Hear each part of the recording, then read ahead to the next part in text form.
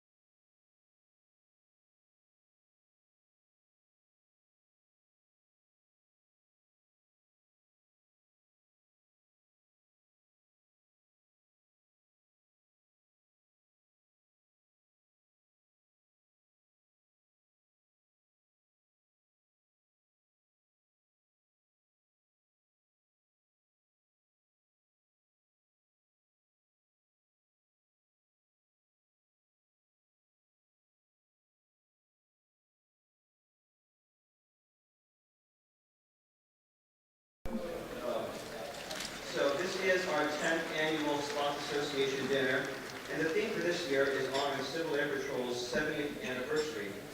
We have a CAP Historical Foundation exhibit on display in honor of this significant anniversary, and we would like to thank Colonel Len Blaskovich, CAP National Head Historian, for this exhibit. Thank you, sir.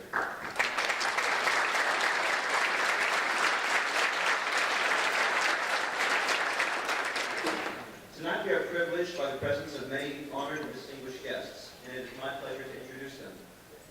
First and foremost, we have the honor of welcoming our keynote speaker for this evening, General Norman A. Schwartz, Chief of Staff of the United States Air Force, and his wife, Susie.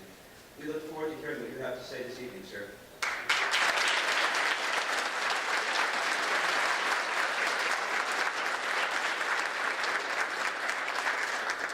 Also, we welcome Major General Charles L. Carr, Civil Air Patrol's National Commander and a valued supporter of the cadet program. Thank you for joining us this evening.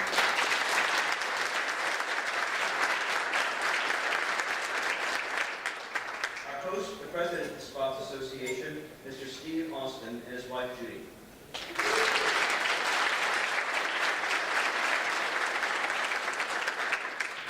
Tonight we have the honor to welcome the family of General Spots, including Ms. Carla Spots Thomas, Ms. Catherine Gresham, and Mr. Carl Andrew Spots Thomas.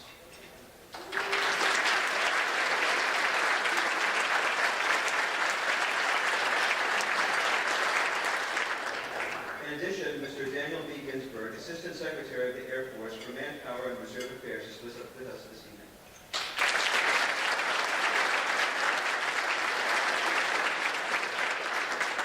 Also, Dr. Kevin T. Geis, the Deputy Assistant Secretary of the Air Force for Energy, is in attendance.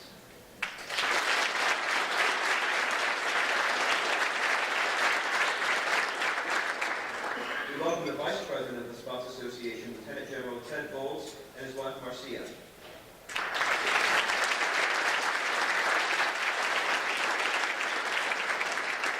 In addition, we welcome Major General John Spiegel, member of the CEP Board of Governors.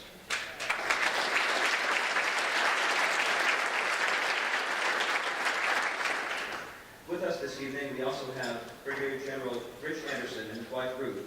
General Anderson is a former CEP National Commander, member of the CEP Board of Governors, and the longest-serving and former National President of the Spots Association.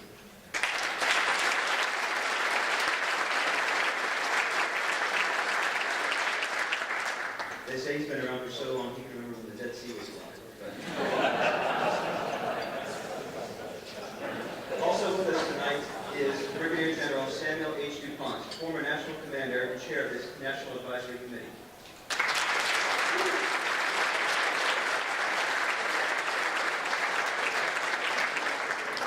Brigadier General Paul Bergman and his wife Diane, former National Commander of CEP, is also with us this evening.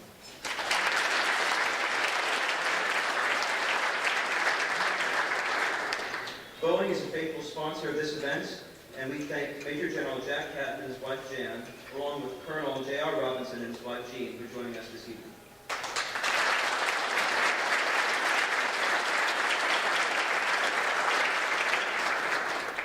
I would also like to extend a welcome to Colonel Paul Boyd, Commander of Cap USAC.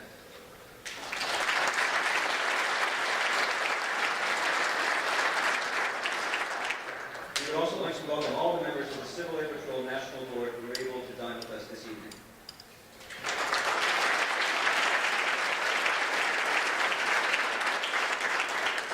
And last but certainly not least, we want to recognize each of those present this evening who invest their time and efforts for the continued success and mentoring of our cadets.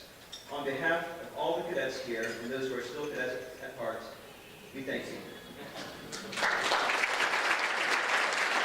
My pleasure to introduce to you Lieutenant General Ted Bowles, United States Air Force retired, to come to the front to introduce our keynote speaker. Lieutenant General Bowles is the former commander of the Electronic Systems Center at Hanscom Air Force Base, Massachusetts. The center's mission was to acquire command and control systems for the Air Force. General Bowles' center managed more than $5 billion in programs annually in support of the Air Force and joint coalition forces. General Bowles retired in October of 2011. He currently serves as the Vice President of the Spots Association. Sir, it's a pleasure to welcome you this evening.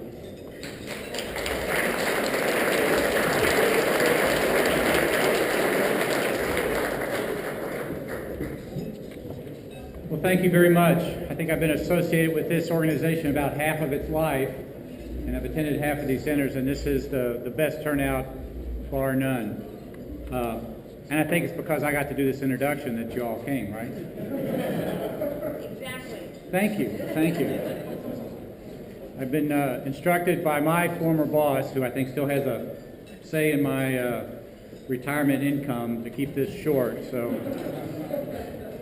a 1973 graduate of the Air Force Academy, command pilot with more than 4,400 hours, numerous command positions to include, before becoming Chief of Staff of the Air Force, Command of Special Ops Command in the Pacific, Commander of the Alaska Command, the 11th Air Force, and before the current job, the Commander of the Transportation Command, numerous air staff and joint assignments. Please welcome to the stage a great airman, a great friend, a great colleague, our Chief of Staff, General Norman Schwartz.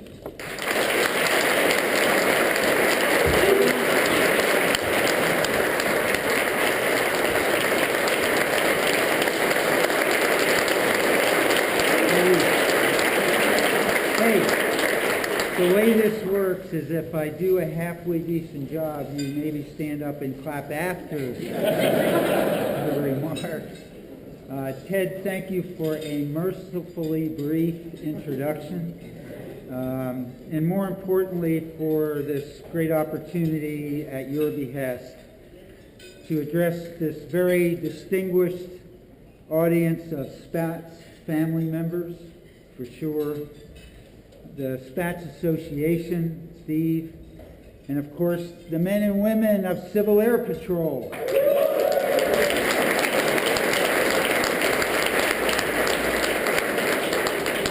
Steve, again, sincerely, thanks for your leadership, your volunteer leadership of the Spats Association, another symbol of public service, by the way.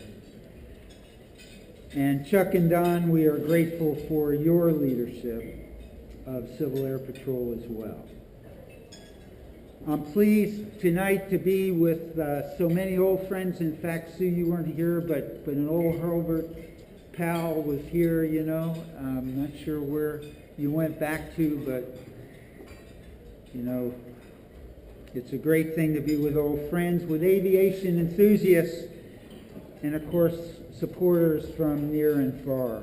And in particular, I'm heartened to see in this audience so many young men and women who are part of Civil Air Patrol's nearly 27,000 cadets nationwide, and I'm confident that all adult leaders and mentors in the room share the same sentiment with me.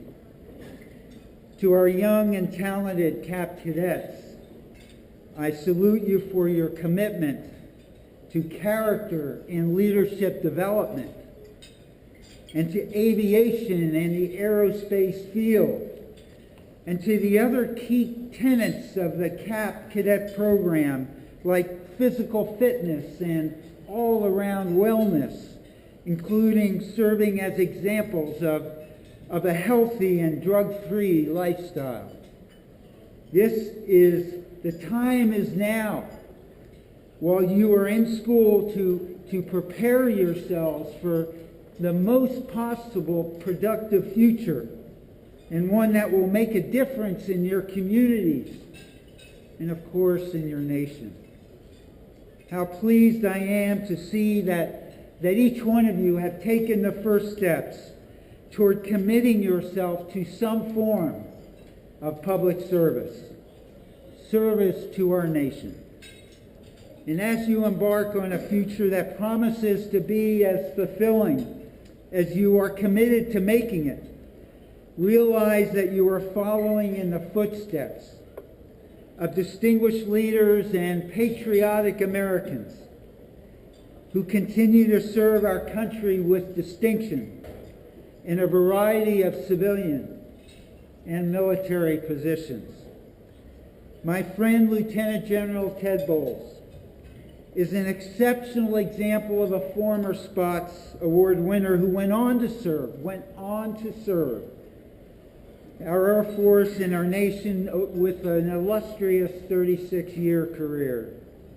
And I know that Ted and all members of the Spots Association feel strongly about giving back to Civil Air Patrol, which guided and nurtured them through their formative years and helped to develop them as thoughtful and productive leaders. That's why the Spats Association exists, to encourage awards recipients to continue to serve long after being bestowed with this highly coveted and most important Spots Award. And we are all, and we would continue to both of you, to be grateful for your efforts. In addition to honoring the award recipients tonight, we are here to celebrate the 70th anniversary of Civil Air Patrol.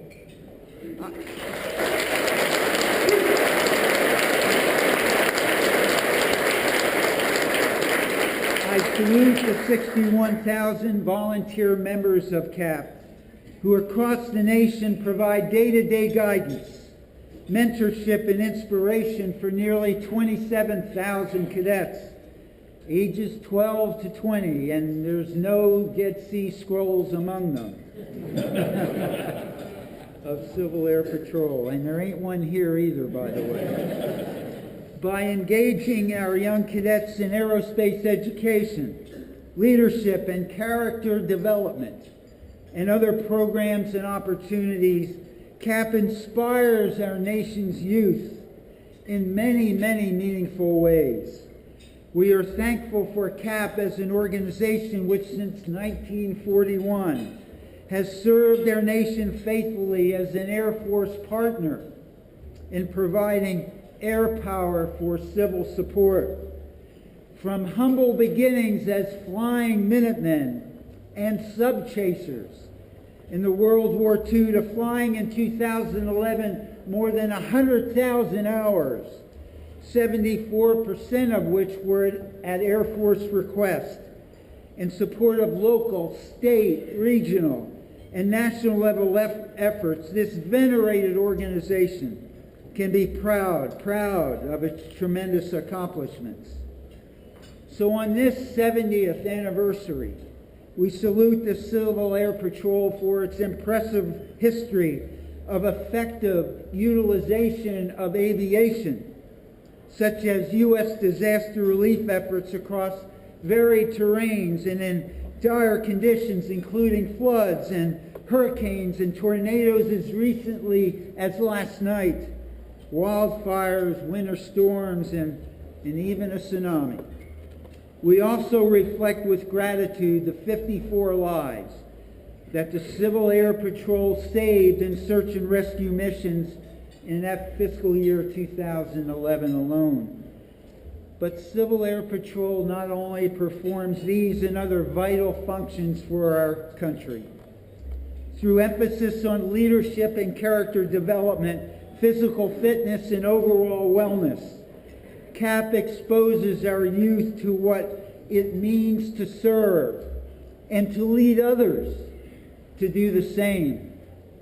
We are extremely proud that the CAP Cadet program, with aviation as its cornerstone, is among the finest and the most respected youth development programs in the entire country. And we in this room know very well that aviation affords our nation with wide-ranging benefits, particularly given that we emerged as the world's first, and by many measures are still the world's only air and space nation. We took to the skies and powered flight over the sands of Kitty Hawk, and we remain on that ever upward trajectory, bounded not even by the surly bonds of earth, until we landed, y'all, on the sea of tranquility. And what began as romantic notions of yesteryear has become indispensable, everyday utilities today. As aerospace enthusiasts and supporters all, we know that America depends on aerospace for wide-ranging strategic interests involving commerce, diplomacy, certainly military matters, and intelligence, just to name a few. And current trends strongly suggest an upward flight path for aviation's role in our nation's interest in certainly our daily lives. From a military perspective, I can point to Air Force modernization efforts to continue to prepare military air power for maximum effectiveness in the future security environment. For example, recapitalizing, I spoke with one person here who works in the F-35 program office, but recapitalizing our tactical air combat fleet with the F-35 and our nation's future strategic airlift capability with the KC-46A.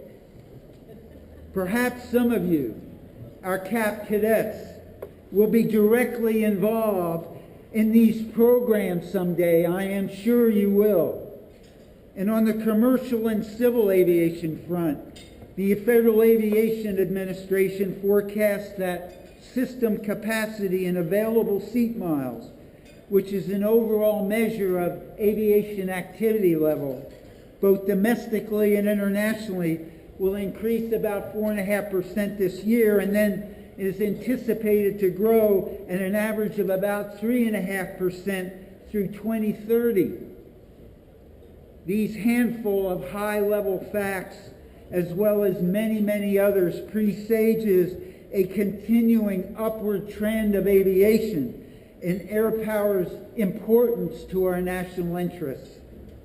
So for those who love to take to the skies, I wish I got to do it more often, the ability to pursue high aspirations, yes, high aspirations, and the prospects of achieving lesser and great deeds alike are as much a privilege, you all, as much a privilege as it is exciting. And as Susie and I will certainly remember that on one mild evening in March in the nation's capital, we got to spend some time with the Spatz family. Their namesake organization and the wonderful volunteers and cadets of Civil Air Patrol. Ladies and gentlemen, on this special evening, you have honored me with the opportunity to share a few thoughts. I close by emphasizing the importance of mentoring our youngsters, because we will eventually hand the mantle to these talented and in so many cases more capable young Americans.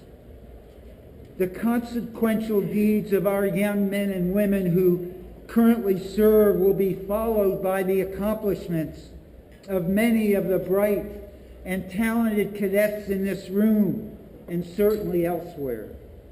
We need generous and thoughtful people who will strive to excel in all of their tasks, no matter how large or small, team or individual, routine or extraordinary. Every step counts as progress, and every member of the team counts. Every member of the team matters. So again, to the cadets in this room, I'm rooting for you, can you tell? I'm behind you 100%. And I trust that your continued education, leadership, character development leads you to exciting and fulfilling careers in service to the nation, whether in uniform or otherwise. I will say that if you wish to demand the most of yourself, if you strive to discipline yourself to achieve lofty goals, and if you desire to uphold the highest standards of performance, then you have a place in the armed forces of the United States of America. Ladies and gentlemen, I thank you very much for the very warm and very palpable camaraderie of tonight's event. And Susie and I sincerely wish you the very best to you and your families. And now on with the program and the highlight of the evening, which was not my remarks, the presentation of the Spatz Awards, where we honor the very deserving individuals and certainly recognize their hard-earned achievements. Thank you so very much.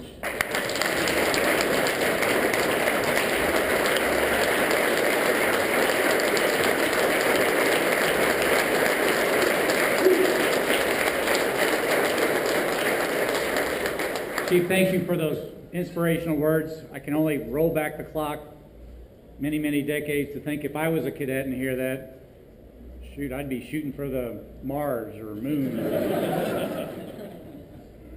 But here I am. So on behalf of the Spatz Association, a small gratitude of our appreciation, one of our commemorative coins that has our keepsake picture on it. Thank you very much for those great words of inspiration.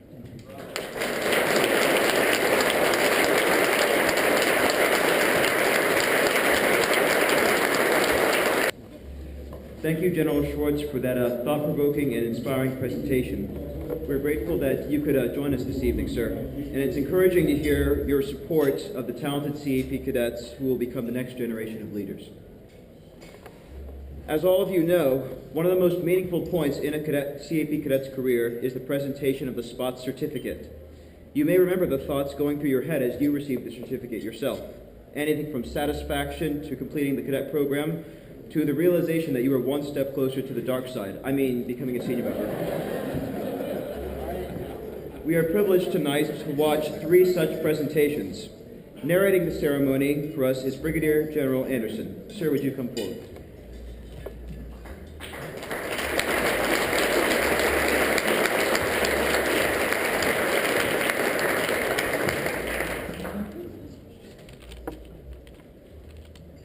Thank you.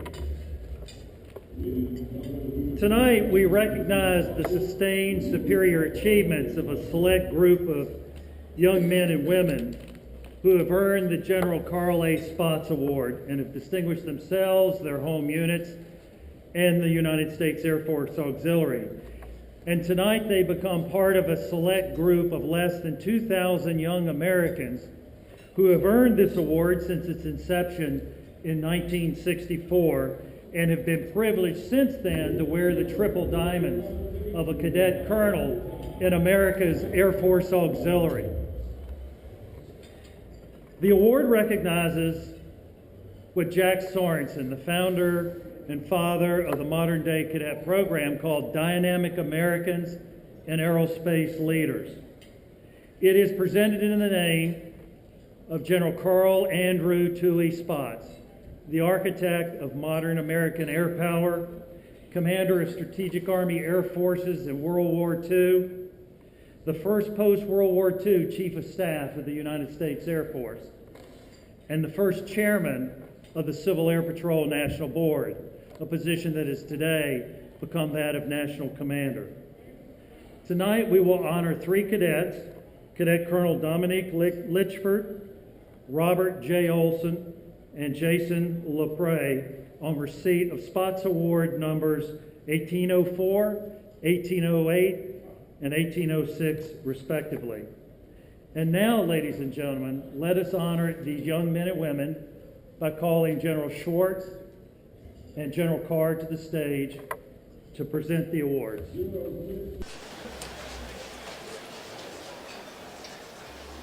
Thank you, General Schwartz, for that thought-provoking and inspiring presentation. We're grateful that you could join us this evening, sir. And it's encouraging to hear your support of the talented CAP cadets who will become the next generation of leaders. As all of you know, one of the most meaningful points in a CAP cadet's career is the presentation of the Spaatz certificate. You may remember the thoughts going through your head as you received the certificate yourself. Anything from satisfaction to completing the cadet program, to the realization that you are one step closer to the dark side. I mean, becoming a senior. We are privileged tonight to watch 3 such presentations. Narrating the ceremony for us is Brigadier General Anderson. Sir, would you come forward? The award is Cadet Colonel Dominique Deanne Litchford. Dominique joined the Civil Air Patrol as a cadet member of the Roanoke Composite Squadron in 2003. Her objective is to graduate from George Mason University here in Virginia with a Bachelor of Science degree in nursing and an Air Force commission. I would like to take the liberty, if I might, in the midst of your ceremony, Dominique, to make note that she is the child of a legacy. She is part of this great airmanship legacy that we have in Civil Air Patrol, which we inherited from the United States Air Force. And that inspiration for her to seek the opportunity to wear Air Force blue lies in that of her grandfather, James Litchford, who is with us tonight. And let me tell you why her grandfather's contribution to this country is so significant. Her father served during World War II as a member of the 305th Bomb Group of the 8th Air Force. He served as a B-17 top turret gunner, was shot down twice, held as a prisoner of war in a German POW camp, and escaped to freedom. That's her grandfather.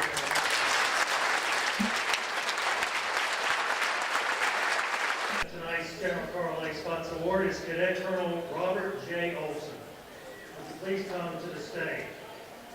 Cadet Colonel Olson serves as Cadet Commander of the Calvert Cadet Squadron, the Maryland Wing, and attended the 2011 Air Cadet Exchange Program to Canada.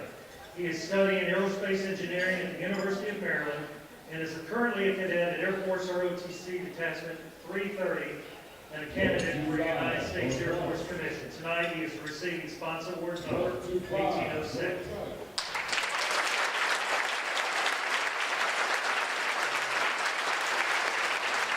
Next, now recognize Cadet Colonel Jason Owen LaPrey, who joined the Prince Frederick Cadet Squadron of the Maryland Wing in 2004, has served as chairman of the Maryland Wing Cadet Advisory Council, is a graduate of the Cadet Officers School, and a member of the Boy Scouts of America, where he has earned the rank of Eagle Scout. He is currently a cadet at Air Force ROTC Detachment 720 and a candidate for a commission in the United States Air Force.